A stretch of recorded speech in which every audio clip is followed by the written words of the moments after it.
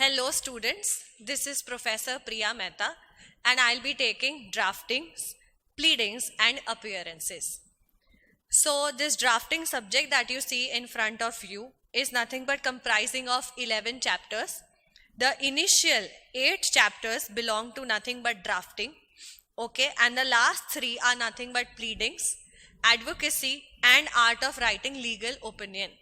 All right, so the initial first 8 chapters are the core drafting chapters.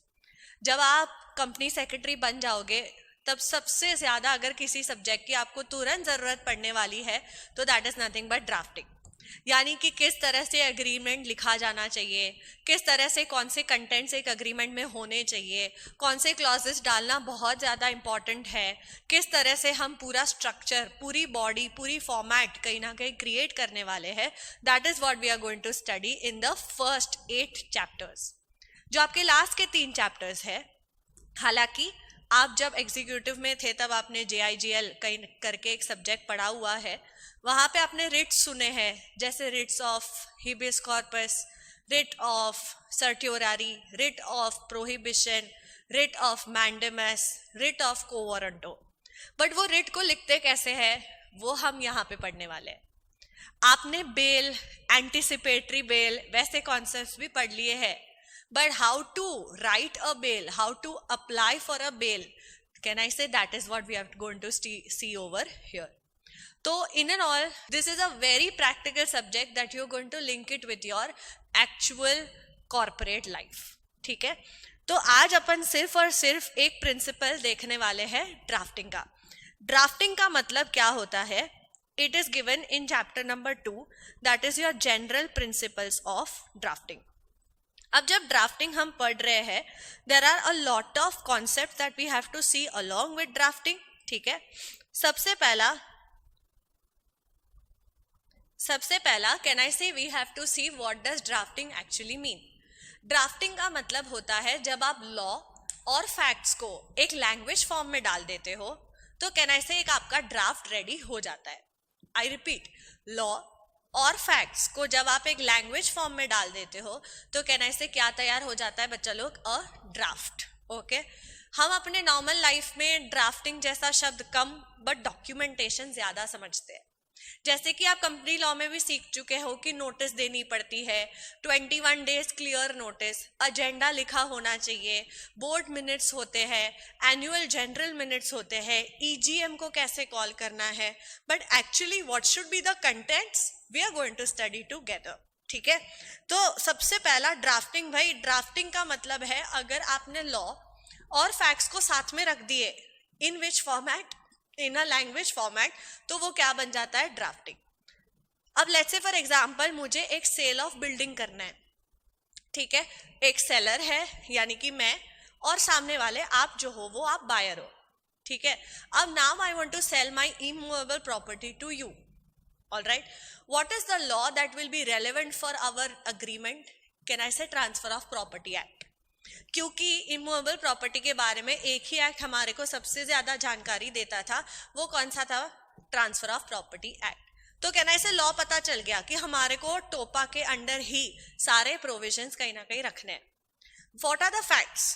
जैसे कि मैंने आपको ये प्रॉपर्टी जो बेची वो 3 बेडरूम हॉल किचन वाली है. ठीक है, उसकी कंसिडरेशन जो मैं आपसे मांग रही हूँ वो 3 करोड़ की मांग रही हूँ.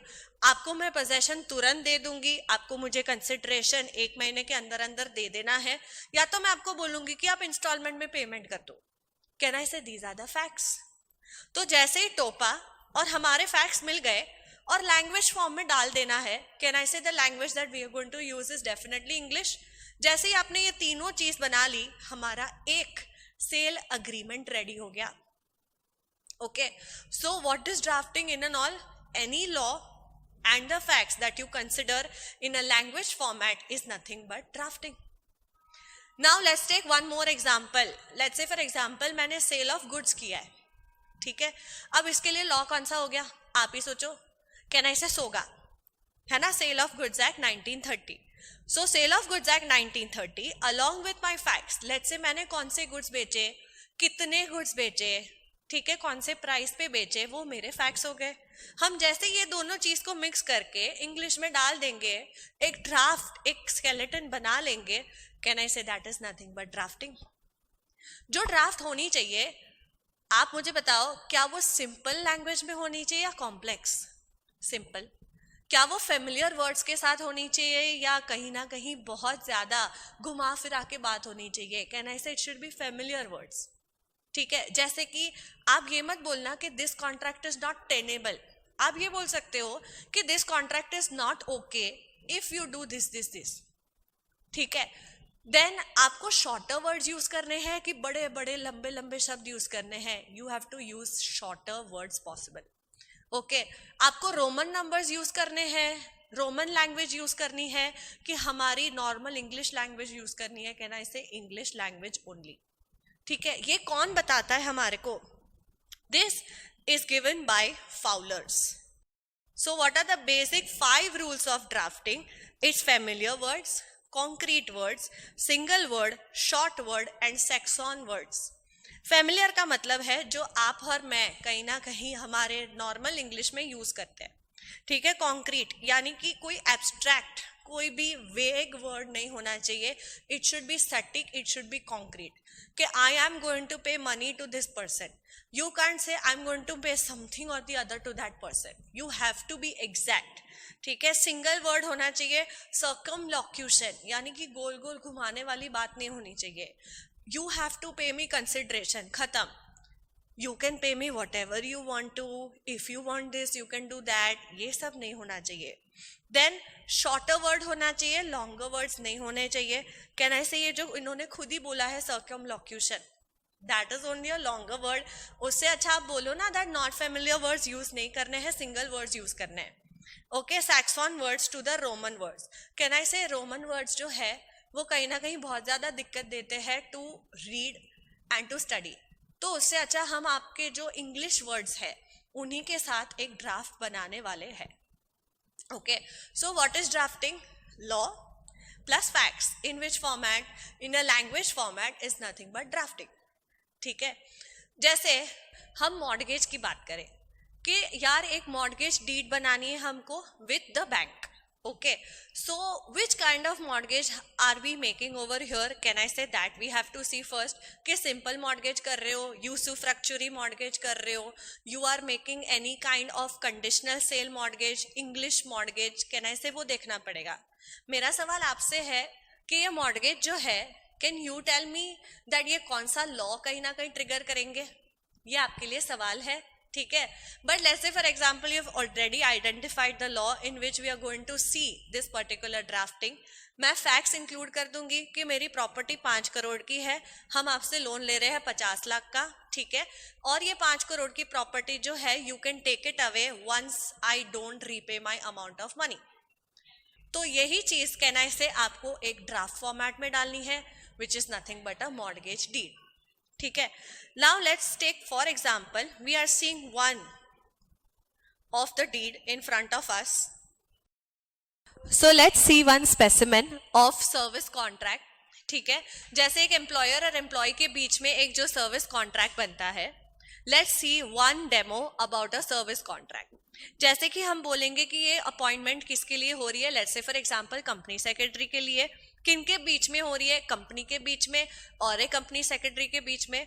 सबसे पहला आपको यहाँ पे टाइटल बताना है कि सर्विस अग्रीमेंट है, फिर आपको बताना है कि किनके बीच में ये सर्विस अग्रीमेंट होने वाला है। ठीक है, देन यू हैव टू से अ शॉर्ट स्टोरी कि कंपनी कौन है, ये कंपनी सेक्रेटरी कौन है, ठीक है, किसने किसको अप्रोच किया हुआ है, किसने असेंट दिया हुआ है। Let's say for example company ने अप्रोच किया था मिस्टर एक्स को to act as a company secretary and mister X ने बोला ठीक है done, I will become your company secretary. अब चालू होगा कि उनके बीच में टर्म्स एंड कंडीशंस कैसे डिसाइड होंगे। कैन आई से सबसे पहला अपॉइंटमेंट कैसे होगा? प्रोबेशन की बात कर सकते हो आप भी सोचो कि और कौन सी बात हो सकती है आपके सर्विस अग्रीमेंट में। कैन आई से it could be remuneration, leave कितनी मिलेगी, फैसिलिटीज कौन सी अटैच है, ड्यूटीज क्या आपको कैरी आउट करनी चाहिए, नॉन डिस्क्लोजर की कंपनी की कोई बातें आप बाहर डिस्क्लोज मत कर देना, नॉन कम्पीट कैन आई से आप अगर हमारे साथ एम्प्लॉयमेंट में हो तो आप किसी और के साथ एम्प्लॉयमेंट में नहीं रह सकते, टर्मिनेशन अगर आपको ठीक नहीं लगा काम करने को तो आप यहाँ पे टर्मिनेट करके जा सकते हो, and dispute clause. These clauses we are going to write all of them when you meet me on the face to face lecture.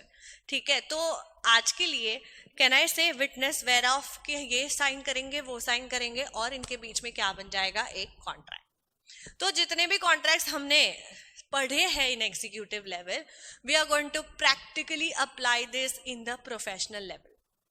जाते जाते एक सवाल सिर्फ आपके लिए, लेट्स से फॉर एग्जांपल मुझे एक मॉर्गेज का डीड बनाना है, ये डीड के लिए कौन सा लॉ अप्लाई होगा, you need to tell me once you meet me. Thank you so much.